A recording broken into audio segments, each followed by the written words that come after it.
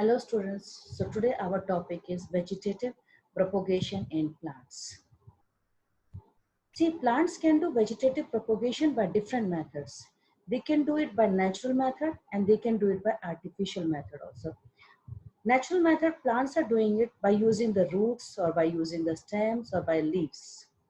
Artificial method is a method which human is using to do the vegetative propagation. They can do it by cutting method also. They can do by layering method, by grafting method and micropropagation. So this mind map is just made to clear it or you make you to learn that these are the different methods of the vegetative propagation.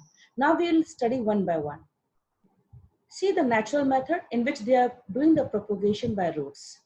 If you know, first of all, the buds are always present in the, buds are always present on the shoot system, on nodal area. On the nodes, they are present.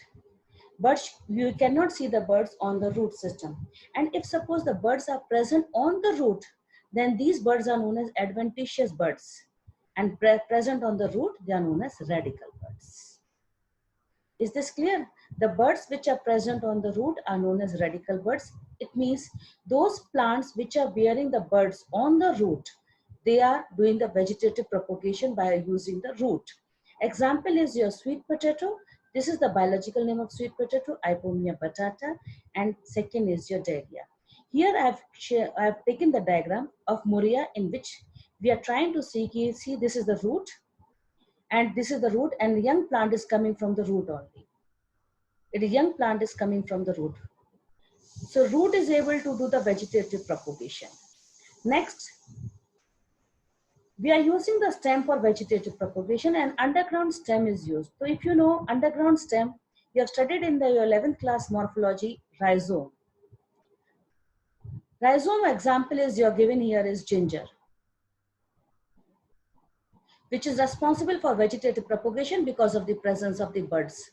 And because they are the part of the shoot system, the shoot system means it's having nodes and internodes. So it is, if you can see it carefully, these are the nodal areas which are visible. So here the buds are present and they are giving rise to new plant. Then I think so we discussed, if you remember, corm also. Corm example is colocasia, which is doing the reproduction by the method of the terminal bud. Then tuber. Tuber example is potato, that is biological name is Solanum tuberosum. The Solanum tuberosum is also doing the vegetative propagation by using the adventitious buds. Next is bulb. If you see in the bulb, if you see here, these are the buds which are present. They are present in the leaves, we call it, in between the angle, we call it as axillary buds. And here if you see, this is your reduced discoid stem is made. See, this is the discoid stem and the roots are coming from the stem. That is why we call it as adventitious. But our focus is with respect to the vegetative propagation. So we'll focus only on the buds. So if you see in the underground stem, 4 headings are there. First, you have to remember your rhizome, then you have to remember corm, then your tuber and bulb last. The rhizome example, again I'm revising, it is a ginger. Corm example is colocasia. Tuber example is your potato, biological name is Solanum tuberosum. And bulb example is your onion, that is Allium cepa is known as onion. This is called naked bulb. Why? Because it does not have the dry covering tunic which is present there. Now next we are moving. Subaerial stems, they are only meant for propagation. If you know runner, check it carefully. Runner is never losing connection with the soil. It is always in contact with the soil, and at nodal area it is giving rise to the adventitious root. And here it is coming out to the stem part, aerial stem. See the difference between the runner and stolon. If you see in the stolon, it can arch in the air for some time. Means this part, if it is in the air, it is not having any problem. The moment it comes and touches the soil, immediately adventitious roots are coming. It means it can be in the air for some time. Because why I'm focusing, because this we will be using in the concept of layering, which I have made a heading in the earlier class. Earlier slides I have shown you layering is the artificial method and layering is based on stolon concept. So layering is based on stolon concept. we'll be using the Stolon phenomena for layering. Next is offset. Offset, if you see the example, if you see in the aquatic plants, one is Pistia and another is your Acornia. Acornia, which is also known as terror of Bengal, because it is growing heavily on the water bodies and making the water bodies supplies oxygen is less. As a result, oxygen, dissolved oxygen is getting less.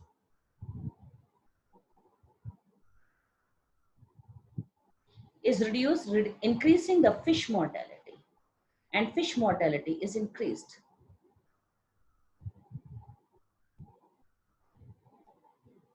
So it is reproducing excessively by the offset method.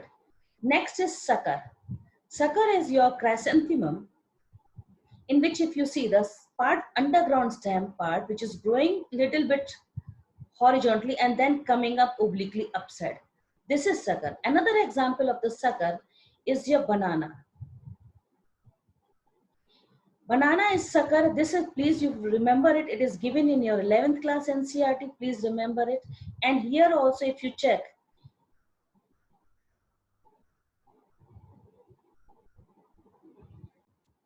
so up till your topic is clear. Now, next method of the vegetative propagation is by the leaves. Now, leaves, they are also, they don't have nodes, but if they bear the buds, then these buds are your adventitious buds. And adventitious buds present on the leaf are known as epiphyllous bud, because epi word means above, phyllo means leaf. So these are the buds which are present above leaf. Next is your bulbils. What are bulbils? Bulbils are your fleshy buds.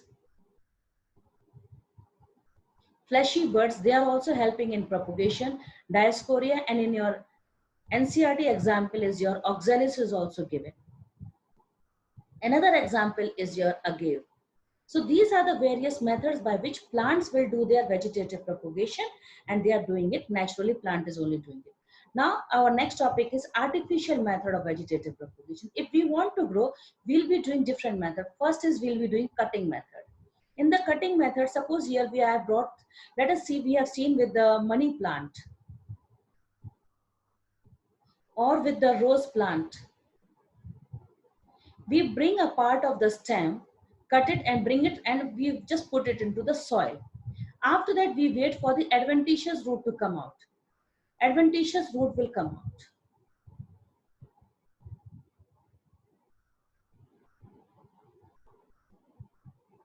So in case of the cutting, we will do one thing. We will first do the cutting of from the parent plant.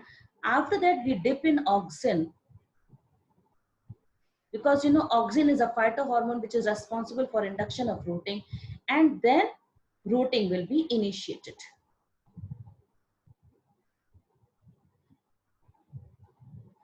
This is important sequence is there. Please remember, first we'll do cutting, then we'll put in auxin so that root can initiate. But in the next method,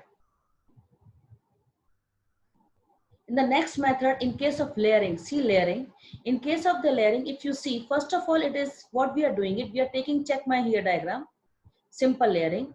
We are taking one soft basal branch and we are putting it into the soil. The moment it is packed in, it is dipped inside the soil, it is giving rise to the adventitious root. It is giving to the adventitious root. After the adventitious root formation is done, then we will cut from here. We will do the cutting.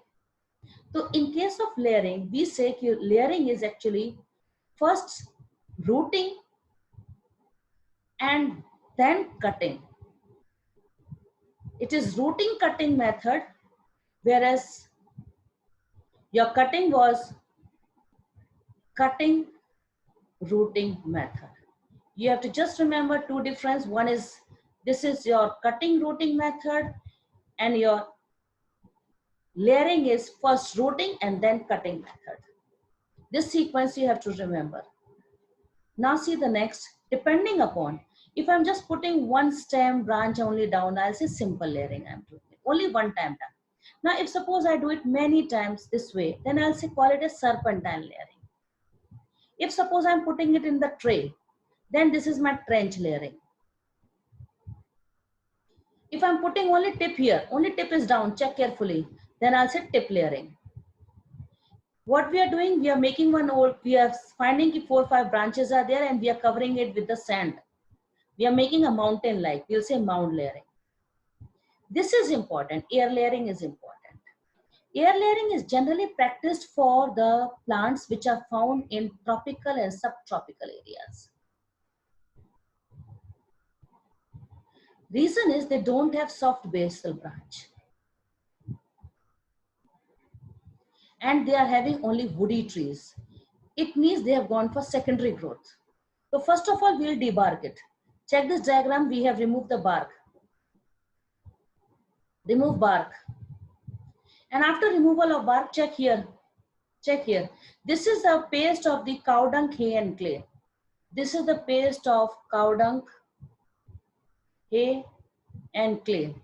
This mixture we are making a paste and we are putting it, and finally we are wrapping with polythene. And we are waiting for the root. If you see here, root formation is done in the air only. That is why the name is given air layering. Air layering is also known as gutte formation, which is practiced for lychee and pomegranate.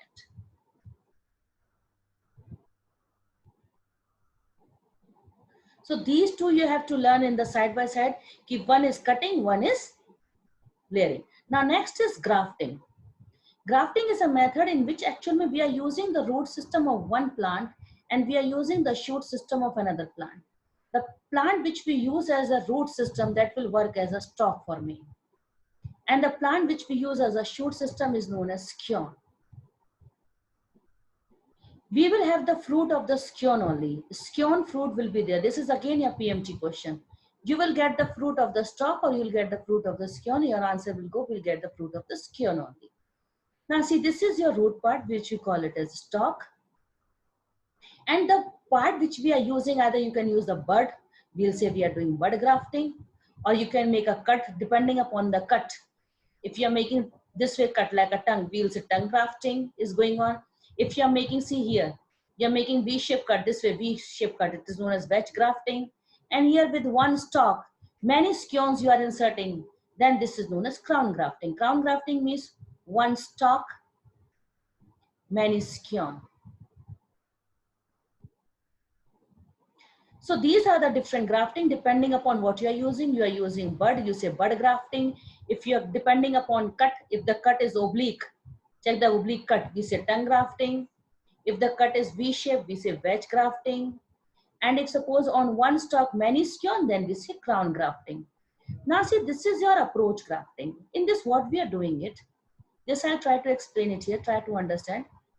This is one plant which I want to use a root system. Another plant I want to use a shoot system. So this is my root stem, I'm using it. Another, this is my shoot one. So I'm drawing it zigzag. I hope you are able to understand. I have united it here. This area union is there. So I want that my water supply, I'll show with the dot. Please focus, okay? The water supply should pass from here. It should pass this way, this way, this way. So what I will do, I will cut this part. And here I will cut. So question is asked, in approach grafting, root is cut above union or below union? So we will say root is cut above union. Root cut above and scion cut below. I will draw once again, you check the diagram so that you can understand. This is your root part I want to use. This is your shoot part. Check once again, this is the one plant. I want to use the root of it. This is another plant. I want to use the shoot of it. And I want that my water should pass from here, here, and it should go this way. This is the path which I want to follow. It means simple logic, I don't want this part. I have to remove it. So for the root, I should remove above union or not. And I don't want this part, I will remove it below union. So this is again your PMT question. I hope this topic is clear with respect to the approach grafting. Now see next. Thanks for watching class.